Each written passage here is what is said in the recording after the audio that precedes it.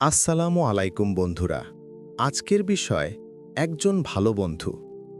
বন্ধুরা, জীবনটা অনেক ছোট, কিন্তু এই ছোট জীবনে সবচেয়ে বড় নিয়ামতগুলোর একটি হলো একজন ভালো বন্ধু।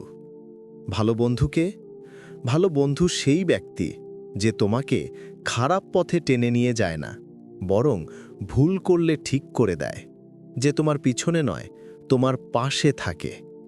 রাসূল সাল্লাম বলেছেন, মানুষ তার বন্ধুর দিনের উপর থাকে। সুতরাং তোমরা কার সাথে বন্ধুত্ব করছো খেয়াল করো। তিরমিজি।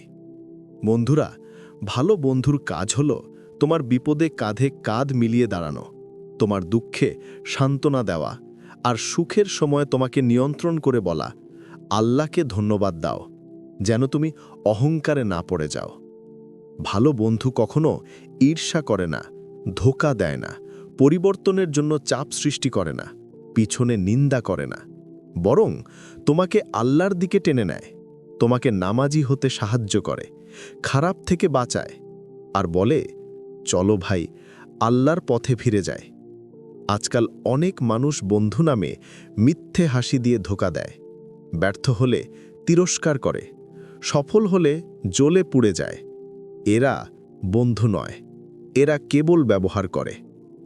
তাই জীবনে যদি একজনও সত্যিকারের বন্ধু পাওয়া যায়, তাকে ধরে রাখো, কৃতজ্ঞ হও, তার জন্য দোয়া করো, কারণ ভালো বন্ধু আল্লাহর রহমত। আর যদি তুমি নিজেই কারো ভালো বন্ধু হতে পারো, তবে সেটা তোমার জন্য জান্নাতের রাস্তা খুলে দেবে ইনশাল্লাহ। শেষ কথা, ভালো বন্ধু সেই যে তোমাকে আল্লাহর দিকে আরও কাছে টেনে নেয়। শেষ দোয়া, আল্লাহ, আমাদের জীবনে সত্যিকারের ভালো বন্ধু দান করো, আর আমাদেরকেও অন্যের জন্য ভালো বন্ধুর ন্যায় করে দাও। আমিন।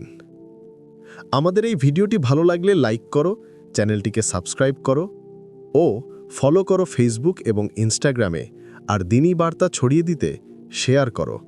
আসসালামু আলাইকুম।